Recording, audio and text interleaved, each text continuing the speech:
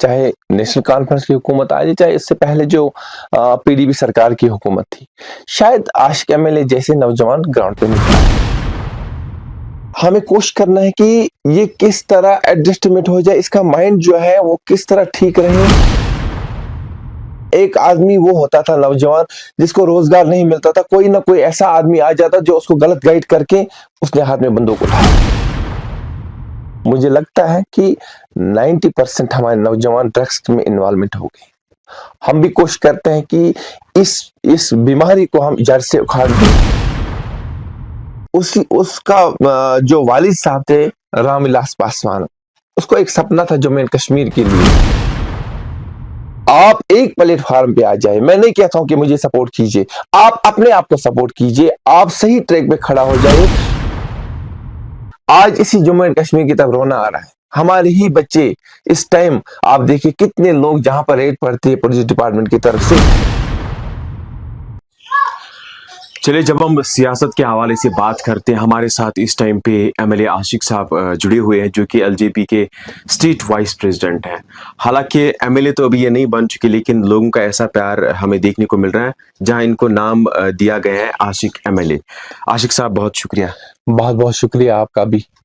बात करेंगे, हालांकि जो मौजूदा सरकार है, काफी नाराजगी जताई जा रही है लोगों की तरफ से, वो आपको भी पता होगा। लेकिन जब हम एलजेपी को देखते हैं, आप स्टेट वाइस प्रेसिडेंट हैं एलजेपी के, क्या एजेंडा लेके आए आप जम्मू कश्मीर के लिए, खुसूसन नौजवानों के लिए, यहाँ के लोगों के लिए? देखिए, बहुत अच्छी बात है कि आपने सवाल किया कि लोग नाराज हैं, कहीं ना कहीं लोग नाराज हैं। जो मौजूदा हुकूमत है बिल्कुल नाराज है। अगर यही हुकूमतें काम करते, चाहे नेशनल कॉन्फ्रेंस की हुकूमत आ जाए, चाहे इससे पहले जो पीडीपी सरकार की हुकूमत थी, शायद आशिक एमएलए जैसे नौजवान ग्राउंड पे नहीं आते। हम भी मजबूर हुए कि जब हमने देखा हमारे लोग, हमारे डेली वेज मुलाजिम, हमारे बेरोजगार नौजवान, जो कि अभी नशा मुक्त जो ये प्रोग्राम चल रहे हैं हमारे ऑनरेबल एलजी साहब की तरफ से, कहीं ना कहीं यही नौजवान बेरोजगारी के शिकार भी हुए हैं। हम चाहते हैं कि यहाँ का जवान जो है, इसकी तबीयत खराब है, अब इसको इलाज की जरूरत है। इसको भी हमें कोशिश करना है कि ये किस तरह एडजस्टमेंट हो जाए, इसका माइंड जो है वो किस तरह ठीक रहे, इसके माइंड पर कोई दबाव नहीं पड़ना चाहिए। ताकि दो ही चीज कश्मीर में होते थे, पहले एक आदमी वो होता था नौजवान जिसको रोजगार नहीं मिलता था, कोई ना कोई ऐसा आदमी आ जाता जो उसको गलत गाइड करके उसने हाथ में बंदूक उठाया। इसी तरह 2010 की बात अगर करें, 16 तक यहाँ पे स्टूडेंट पेल्टिंग थी। कहीं ना कहीं कुछ लोगों ने उनको गलत गाइड किया, छोटे बच्चे थे जिनके हाथों में पत्थर दिया। कुछ ऐसे नौजवान भी हैं जो आज उसके बाद ड्रग्स के शिकार हुए हैं। मुझे लगता है कि 90% हमारे नौजवान ड्रग्स में इन्वॉल्वमेंट हो गए। हम भी कोशिश करते हैं कि इस बीमारी को हम जड़ से उखाड़ दें।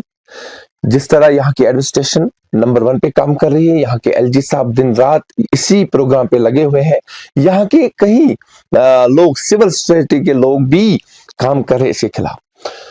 अब लोक जनशक्ति पार्टी जो है, इसका लीडर जो है श्री चिराग पासवान जी, कैबिनेट मंत्री के तौर पे काम कर रहा है सेंटर में, और अलायंस पार्टनर भी है भारतीय जनता पार्टी के साथ, सेंटर के साथ। लेकिन भारतीय जनता पार्टी अलग है, लोक जनशक्ति पार्टी अलग है। अलायंस है लेकिन भारतीय जनता पार्टी हम नहीं है। हमारे श्री चिराग पासवान जी जो है, उसका जो वालिद साहब थे रामविलास पासवान, उसको एक सपना था जम्मू एंड कश्मीर के लिए। वो बोलता था हम नौकरियां नहीं दे सकते, मान लेते हैं सबों को नौकरी नहीं दे सकते, बट इतना जरूर कर सकते जम्मू एंड कश्मीर में एक बहुत बड़ा रोजगार जो है इसके लिए पैकेज दे दे, इंडस्ट्रीज खोले, ताकि हमारे नौजवान उसमें एडजस्टमेंट हो जाए। ये उसी मिशन पे हम काम करते हैं। जिस तरह हमारे चिराग पासवान जी ने बोला बिहार के अंदर फर्स्ट बिहार, फर्स्ट बिहारी, हम बोलते हैं फर्स्ट कश्मीर, फर्स्ट कश्मीरी, इस चीज पे हम काम करेंगे। तो वो जो ख्वाब आप जो बता रहे हैं, क्या वो पूरा होगा? जरूर होगा इंशाल्लाह। लेकिन उसमें आपकी मीडिया के वसादत से मैं तमाम लोगों से, जम्मू एंड कश्मीर के लोगों से गुजारिश करता हूं, बल्कि डिस्ट्रिक्ट बारामूला का मैं रहने वाला हूं, मैं डिस्ट्रिक्ट बारामूला को ही रिक्वेस्ट नहीं करूंगा, मैं पूरे कश्मीर को रिक्वेस्ट करूंगा, गुजारिश करूंगा कि आप लोगों ने आज तक 70 साल हुकूमतें देखी है। अब आप कुछ नया करके जो जिस चीज की आपको तलाश है, जिन लीडरशिप की आपको तलाश है, वो लीडरशिप अभी तक नहीं मिल पाया। आप एक प्लेटफॉर्म पे आ जाए। मैं नहीं कहता हूं कि मुझे सपोर्ट कीजिए, आप अपने आप को सपोर्ट कीजिए, आप सही ट्रैक पे खड़ा हो जाए। जो आप मांग रहे उसके लिए लड़िए आप, ना कि आप उन सियासतदानों के लिए जिनके लिए आप लड़ते आए हैं उनके लिए लड़ोगे। आज एक बार आप अपने लिए लड़ो। आप देखो कि हम अपने ही वजीर आजम हिंद श्री नरेंद्र मोदी जी या ऑनरेबल होम मिनिस्टर, जो भी सेंट्रल गवर्नमेंट, चाहे एनडीए है, एनडीए अलायंस है, जितने भी लीडर्स है, हम हक के लिए लड़ेंगे और उनके लिए संघर्ष करके उनका काम लाएंगे। आशिक एमएलए का क्या सपना है? मेरा सपना है जम्मू एंड कश्मीर में डेवलपमेंट होनी चाहिए। जम्मू एंड कश्मीर के लोग जो है, जो कहीं मुसीबतों से गूंज रहे, इस मुसीबत से हम आजाद होना चाहते हैं। मैं चाहता हूं अगर कहीं भी आशिक एमएलए को कहीं हद तक लड़ना पड़े, बेशक मेरे पास पावर नहीं है। लोगों का दर्द है आपको? दर्द है, मैं मानता हूं, दर्द ही नहीं बल्कि मुझे वो दर्द है। मैं बोलता हूं जो जम्मू एंड कश्मीर जो हमारा था, आज इसी जम्मू एंड कश्मीर की तरफ रोना आ रहा है। हमारे ही बच्चे इस टाइम, आप देखिए कितने लोग जहां पर रेड पड़ती है पुलिस डिपार्टमेंट की तरफ से, कितने लोग अरेस्ट हुए, कितनों को एफआईआर हुआ है, कितने जेलों में है, या ड्रग्स की वजह से, या पुराने लोग जो स्टोन पेल्टिंग में है। मैं कहता था ये एक बाग है, इस बाग को परवरिश हम लोगों को करनी थी, लेकिन इस बाग को उजाड़ने वाले बहुत आए हैं, वही सियासतदान जिन्होंने हमारे बच्चों के साथ, हमारे नौजवानों आप भी तो सियासतदान है। मैं सियासतदान नहीं हूं, मैं एक आम आदमी हूं। मैं चाहता हूं, मेरे अंदर एक जज्बा है, मैं लोगों का काम तो करना चाहता हूं। किसको बोलते हैं? मैं बता, जो पॉलिटिशियन आज करते हैं वो सियासतदान समझते हैं अपने आप को, और वही सियासतदान वही होगा जो डिप्लोमेसी चलाए। वो जो ये लोगों को दावा करे, जिस तरह नेशनल कॉन्फ्रेंस ने दावा किया है, उमर अब्दुल्ला साहब ने टोपी उतार के लोगों से भीख मांगा है।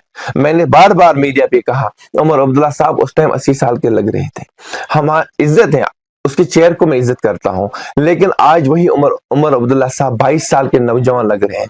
आज उमर अब्दुल्ला साहब को मैं एक सवाल करना चाहता हूं आपकी मीडिया से, उम्मीद है कि आपकी मीडिया के वसादत से उस तक ये बात पहुंच जाएगी। उमर अब्दुल्ला साहब, कितना ध्यान रखते हो आप अपनी सेहत की तरफ, किस तरह आप इस टाइम भी वॉक कर रहे हो, क्योंकि मेरी सेहत की सेफ्टी रहनी चाहिए, मैं किसी बीमारी में मुब्तला ना हो जाऊं, क्योंकि आपको अपने सेहत की पड़ी है। लेकिन आप उन सेहतों की तरफ देखो, उन नौजवानों की तरफ जिनकी तबीयत आपकी हुकूमत में खराब हो रही है।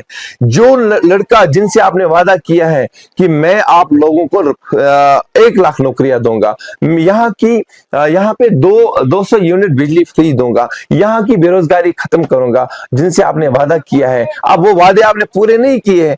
आज वही लड़का गलत रास्ते पे जा रहा है, क्योंकि उन्होंने पटका बांध के आपको सपोर्ट किया है, आपकी पार्टी को एनर्जी दी है। एनडीए अलायंस में आप, हालांकि सेंटर में भी हैं आप, क्या लगता है आपको, क्या एजेंडा रहेगा आपका जम्मू कश्मीर के हवाले से? कहीं ना कहीं आपको नहीं लग रहा है आप भी बहुत कुछ कर सकते हैं इस कश्मीर के लिए? बहुत कुछ कर सकते हैं अगर इंसान को वाकई जज्बा है।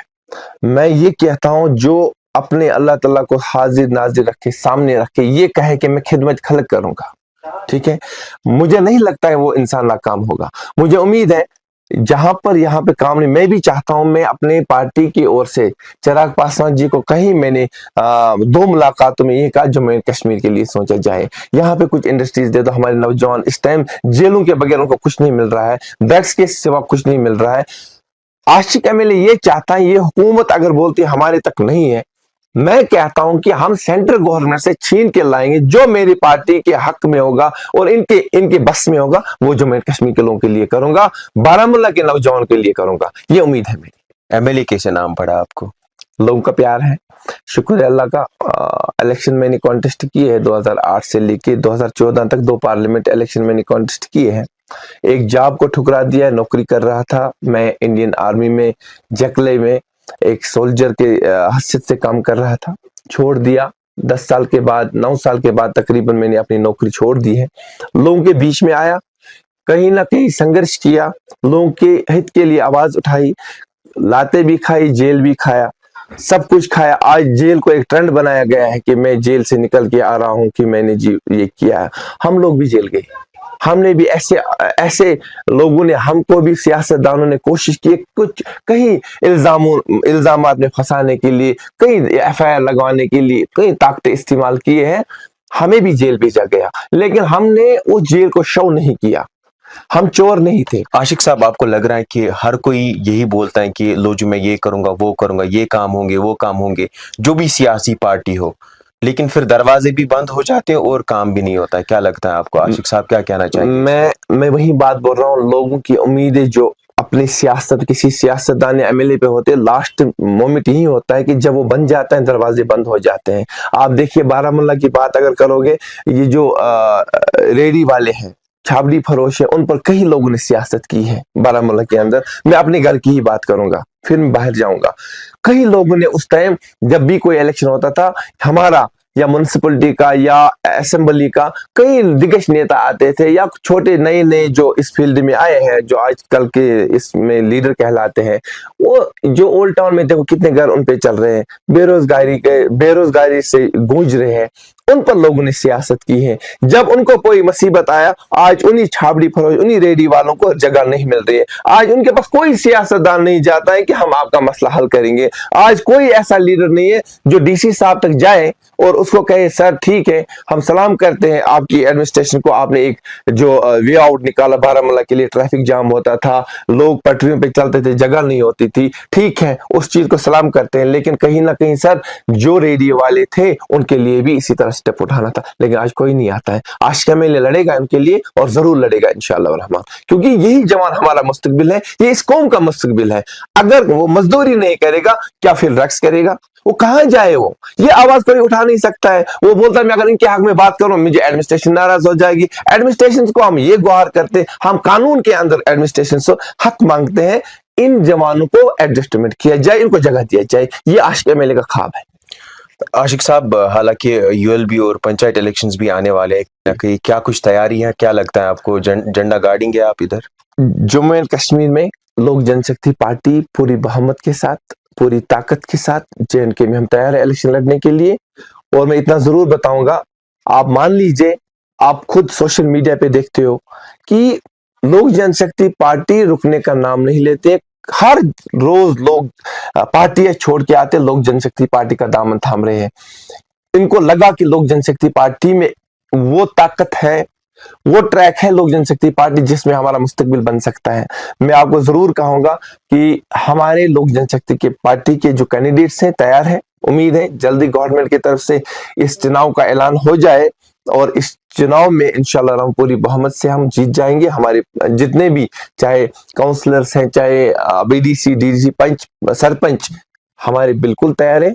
और दुआ करते हैं अल्लाह से कि ये एडमिनिस्ट्रेशन और ये गवर्नमेंट जल्द से जल्द हमारे एलजी साहब इस पर एक बार ऐलान करे तो हम इस मैदान में उतर पाएंगे। आशिक साहब, अगर आपको चीफ मिनिस्टर बनाया जाएगा, क्या कुछ काम करेंगे आप? क्या लग रहा है आपको? देखिए बहुत टफ है। आशिक एमएलए को अभी एमएलए नहीं बनने देते हैं, ऐसे भी सियासत बैठी है सामने, और इंशाल्लाह वहां पर ऐसी नौबत भी नहीं आएगी जो वो चीफ मिनिस्टर में काम करेगा। आशिक एमएलए को ये उम्मीद है अपने आप पे कि इंशाल्लाह अगर एमएलए भी बन जाऊंगा तो भी चीफ मिनिस्टर का काम करूंगा, अगर एमएलए नहीं भी बनूंगा इंशाल्लाह तो भी एमएलए का काम करूंगा अपने कॉन्स्टिट्यूंसी में। अभी जब हम बारामूला की बात करते हैं, कुछ काम बताइए जो आपने किए हैं अभी तक।